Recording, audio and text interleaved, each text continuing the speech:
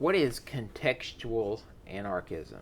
I'm going to get a little deeper, delve a little deeper, drill a little bit further down into relational anarchism and communication strategies. So, what I'm advocating that anarchists start paying attention to is what I refer to as context and situational cues. Now, contextual anarchism just means that we start looking at not just the content of what we're telling people, not just the logical, economic, and moral truths of anarchism. Now, don't get me wrong, those are all viable, valid points, great ideas, well worth discussing. But here's the thing, sometimes we get so wrapped up in the content that we've packaged and delivered that we forget context, that we forget the processes that go on interpersonally between people.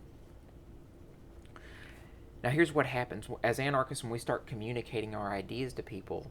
We start talking to them and we're just hitting them with these content based ideas. We are liable to lose them in our coldness, right? So when we're trying to push these ideas and we're trying to jam these ideas down people's throats, some of them get lost and confused. And some people are also very intimidated by ideas and by conceptual frameworks because they haven't put the time or the effort or the energy into those ideas. Now, it's possible it plants a seed and later on down the road a person might wake up to it, but I have a method, a communication method or a communication style or a character style that will allow us to get into people's heads quicker. And I don't say that from a de facto manipulative position. I say that in a sense of forming a relationship or a bond with someone and getting in touch with their heart, with their souls, having them understand us from a shared values position.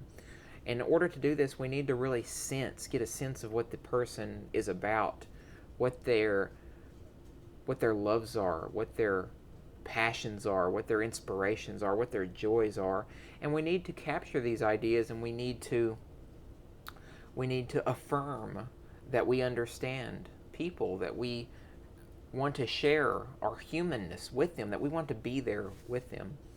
And this contextual anarchism, this contextual communication will confer to them that we actually care about them.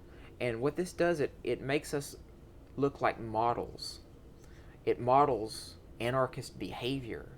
And one of the beautiful things about human psychology is that when we model certain behavior, when we put off auras and vibes to people, it catches on like a contagion, right?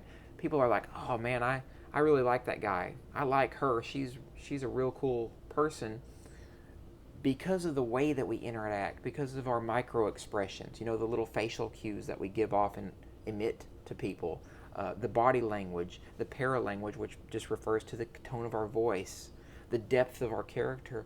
All of that, all of this context spills out onto other people. And no matter how we're talking to those people, if this authenticity comes out and we can connect with them, it's going to be a lot easier for them to understand what we're coming from in an anarchist perspective without having to fill them full of content that they may not understand or that they may not care about. They may actually feel alienated because of the way that we've been addressing them. So let's bear this in mind. This is referred to as contextual anarchism, and it's a communication strategy. It's something to attend to while we're talking to people. For instance, here's an example. If a statist or if an individual, and I don't even like to use the term statist too much because it automatically confers a negative vibe because it's pejorative, or it can be taken pejoratively. But when I'm talking to people and say they're complaining about, well, how would the roads exist in anarchy? Say we were talking about anarchy with our buddies and it was overheard, someone butted into the conversation. First I would just tell them, well, this is just how we feel about, society. This is the way that things we would hope we would like to function. And and then this is where it happens. They may have a triggered emotion where they're really attached to this idea of of government and the idea that we have to have roads exist.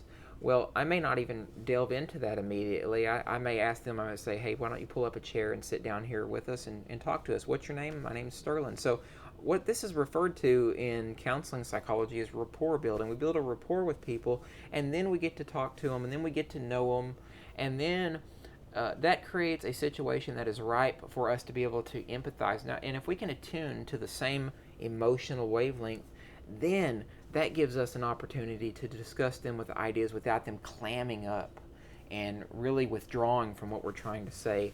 So this is really what it's all about, this contextual anarchy, this attempt to create relationships with people and to really transfer a vibration of love to other people. Listen, if this was valuable to you, my name is Sterling. I'm with the Psychologic Anarchist and the Relational Anarchist communities. If you will do me a favor and subscribe below, I will be extremely happy, and I can continue to manufacture more of this content.